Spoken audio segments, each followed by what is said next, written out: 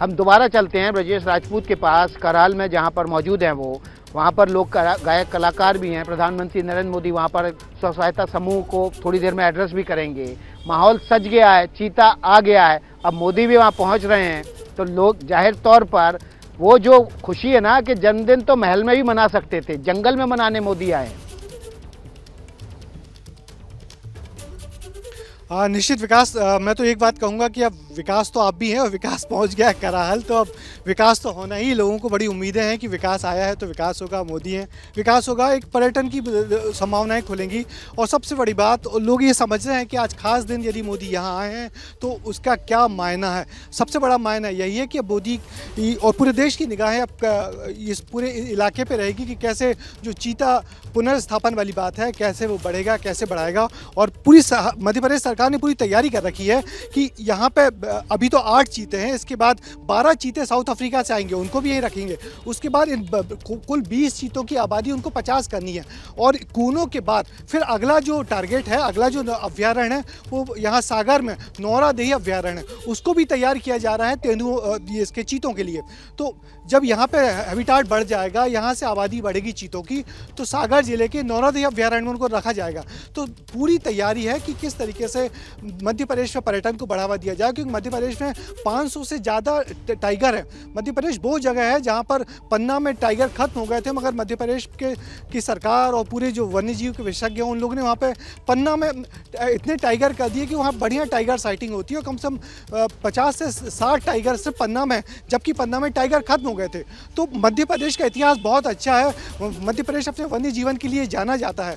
तो उम्मीद है, उम्मीद ही नहीं पूरा भरोसा है कि यहाँ भी चीतों की तादाद बढ़ेगी और एक बड़े पर्यटन स्थल के रूप में डेवलप होगा।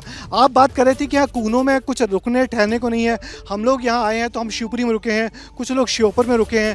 तो जबकि ये वो जगह है जहाँ के पास में राजस्थान है, राजस्थान का रणथंभौर पास में लगता है। रणथंभौर माने पर्यटन के लिहाज से बहुत बड़ी डेस्टिनेशन है, मगर श्योपुर कूनो ये सब नहीं है। तो अब उम्मीद की जानी चाहिए कि रणथंभौर, ये श्योपुर का कूनो, और इसके बाद जो माधो नेशनल पार्क है, माधो नेशनल पार्क में कोई टाइगर नहीं है, मगर सरकार ने तय किया है कि आने वाले दिसंबर तक वहाँ 3 टाइगर लाए जाएंगे। तो आप देखिए कितना बड़ा सर्किट बन जाएगा ये वाइल्ड लाइफ टूरिज्म का।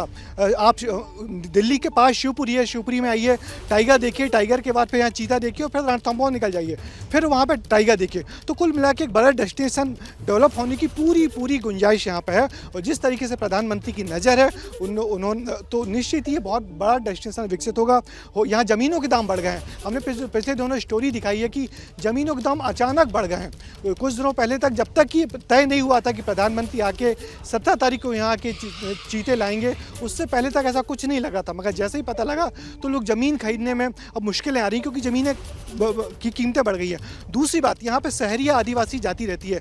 ये वो जाति है, जनजाति है जो बहुत गरीब, बहुत पिछड़ी है, मगर उम्मीद की जानी चाहिए कि अब उनके लिए भी कुछ बेहतरी का काम होगा। और अभी हम जिस जगह पे थे जहाँ सभा की जा रही है, वहाँ पे प्रदेश भर के आदिवासी समुदाय के लोगों को लाया गया है, सिर्फ ये दिखाने के लिए कि ये भी एक बड़ा आदिवासी बेल्ट है। और इस आदिवासी बेल्ट पे में कितने अलग अलग, मध्य प्रदेश में कई टाइप के आदिवासी बेल्ट हैं, तो उस बेल्ट को यहाँ लाया गया है। और तकरीबन 1.5 लाख लोगों को यहाँ इकट्ठे किया है, जिसमें बड़ी तादाद महिलाओं की है। और ये सेल्फ हेल्प ग्रुप वाली महिलाएं हैं, यानी कि आत्मनिर्भर महिलाएं हैं। उनको मोदी जी थोड़ी देर बाद यहाँ आएंगे और अपना संदेश देंगे। जन्मदिन के दिन बड़ा उत्साह है, बड़ी उमंग है, बड़ी दूर दूर से लोग आए हैं, क्योंकि उत्साह दोगुना है। एक तो चीते आए हैं और दूसरा मोदी जी स्वयं आए हैं अपने जन्मदिन के दिन। तो आपने सही कहा कि अब यहाँ के लोगों में उत्साह है, विकास, एक उम्मीद बन गई है कि जो जिला मध्य प्रदेश का सबसे पिछड़ा जिला होता था, स्थानीय लोगों की उम्मीदें भी बंधी हुई हैं। इस बड़ी कवरेज पर लगातार हम बने हुए हैं।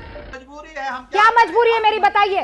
मैं अभी आपको बताती हूँ कि मैंने ओए होए होए होए, नमकीन के चटकारे लेते हुए टकटकी मार के डिबेट शो को पॉज रिपीट कर करके देख रहे हैं जोगिंदर जी। इनकी तरह आप भी देखें अपनी फेवरेट डिबेट्स को रिपीट कर, और डाउनलोड कीजिए एबीपी लाइव ऐप अपने स्मार्ट टीवी पर।